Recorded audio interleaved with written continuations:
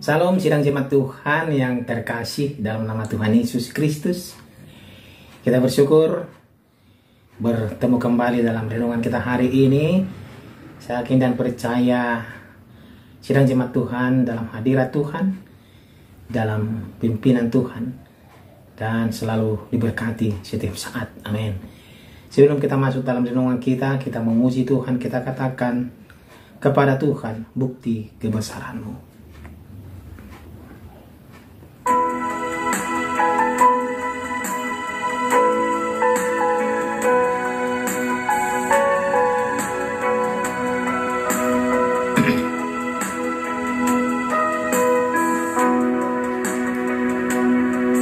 Tuhan, Kau sempurna dalam rencana-Mu dan karya-Mu. Ku serahkan hidupku, murnikan dengan Roh-Mu. Tuhan, Kau sempurna dalam rencana-Mu dan karya-Mu. Ku serahkan hidupku, murnikan dengan Roh-Mu. Hidupku menggenapi firman-Mu,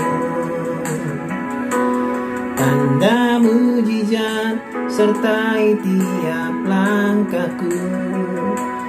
Kau bersamaku di dalamku, jadi bukti kebesaran-Mu. Amin. Firman Tuhan untuk hari ini dari Kisah Para Rasul pasal 22 ayat 30 sampai pasal 23 ayat 1 sampai 11. Paulus di hadapan mahkamah agama, demikian firman Tuhan. Namun kepala pasukan itu ingin mengetahui dengan teliti apa yang dituduhkan orang-orang Yahudi kepada Paulus. Karena itu pada keesokan harinya ia menyuruh mengambil Paulus dari penjara dan memerintahkan supaya imam-imam kepala dan seluruh mahkamah agama berkumpul. Lalu ia membawa Paulus dari markas dan menghadapkannya kepada mereka. Sambil menatap anggota-anggota mahkamah agama, Paulus berkata, "Hai saudara-saudaraku, sampai kepada hari ini aku tetap hidup dengan hati nurani yang murni di hadapan Allah." Tetapi imam besar Ananias menyuruh orang-orang yang berdiri dekat Paulus menampar mulut Paulus. Membalas itu Paulus berkata kepadanya, "Allah akan menampar engkau, hai tembok yang dikapur putih. Putih, engkau duduk di sini untuk menghakimi aku menurut hukum Taurat. Namun engkau melanggar hukum Taurat oleh perintahmu untuk menampar aku." Dan orang-orang yang hadir di situ berkata, "Engkau mengejek imam besar Allah."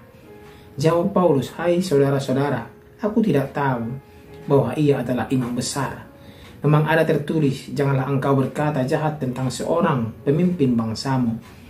Dan karena ia tahu bahwa sebagian dari mereka itu termasuk golongan orang Saduki dan sebagian termasuk golongan orang Farisi, ia bersuruh dalam mahkamah agama itu berkatanya, "Hai saudara-saudaraku, aku adalah orang Farisi, keturunan orang Farisi. Aku dihadapkan ke mahkamah ini karena aku mengharap akan kebangkitan orang mati."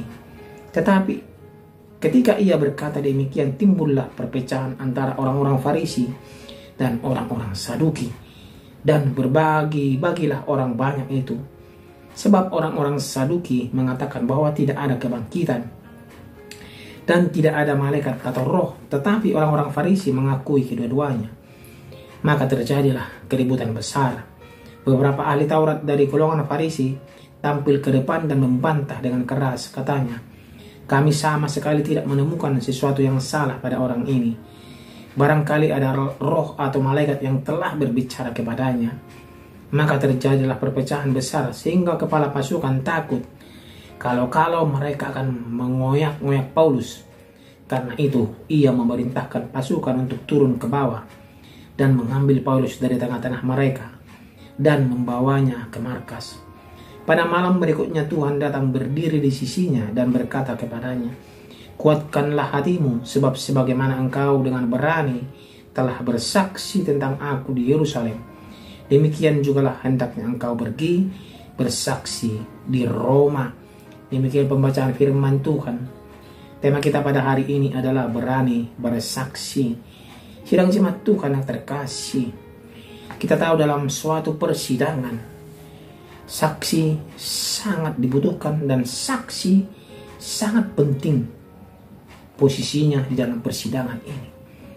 Karena tanpa seorang saksi, persidangan itu tidak akan berjalan dengan baik. Karena hakim tidak akan bisa memutuskan sesuatu perkara kalau seorang saksi tidak memberikan kesaksiannya itu terhadap terdakwa dalam persidangan. Kita tahu, sidang jemaat Tuhan, bagi sebagian orang bersaksi kepada orang dekat tidak menjadi masalah. Keluarga kita, teman kita tidak jadi masalah. Namun bagaimana menghadapi musuh yang siap menerkam kita, seperti Paulus yang diperhadapkan kepada mahkamah agama.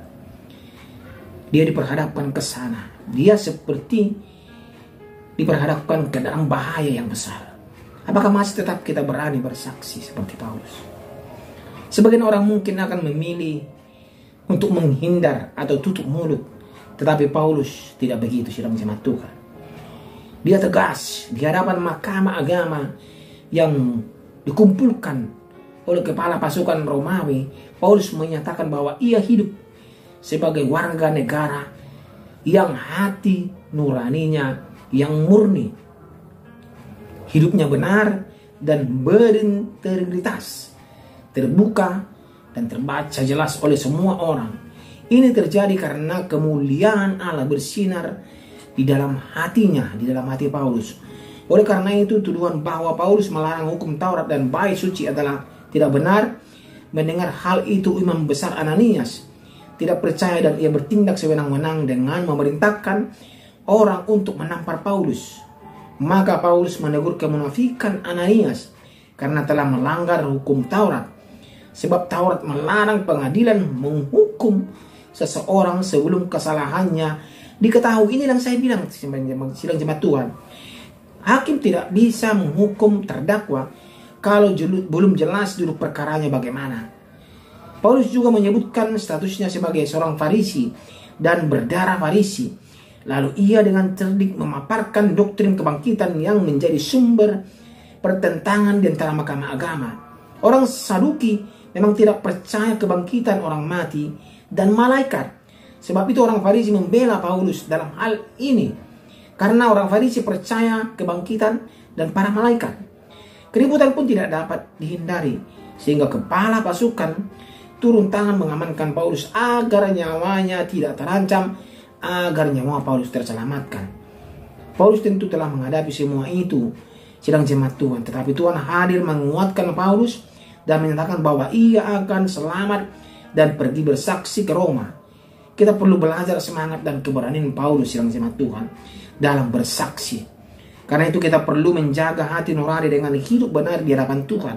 Ini modal besar bagi kesaksian kita. Karena perbuatan sering berbicara lebih kuat dibandingkan perkataan kita, sidang jemaat Tuhan. Kita juga perlu berdoa dan mengandalkan Roh Kudus agar mendapatkan kuasa dan keberanian untuk bersaksi, sehingga orang lain dapat mengenal Kristus. Bila harus menderita karena bersaksi, ingatlah Tuhan beserta kita. Karena Paulus sudah mengalami banyak penderitaan, dia tidak takut lagi untuk bersaksi. Karena dia yakin Tuhan akan menolong dia, Tuhan akan menguatkan dia dalam segala hal. Baik di tengah-tengah penderitaan, baik di tengah-tengah orang banyak yang mau membunuh dia. Tetapi dia tetap kuat untuk bersaksi di depan banyak orang mengenai Tuhan Yesus adalah Tuhan dan Juru Selamat. Ini yang perlu kita teladani. Ini yang perlu kita contoh dalam kehidupan kita, agar kita mau bersaksi dalam kehidupan kita, agar nama Tuhan dipermuliakan. Kita berdoa, terima kasih ya Tuhan untuk firman hari ini yang mengajari kami, agar kami mau bersaksi di hadapan Tuhan, di hadapan juga orang-orang yang belum mengenal Kristus, belum mengenal Injil kebenaran. Karena Tuhan kuatkan hati kami, agar kami kuat menjadi saksi untuk Tuhan. Dalam nama Tuhan kita berdoa. Amin. Hidupku menggenapi firman-Mu, tanda mujizat sertai tiap langkahku. Kau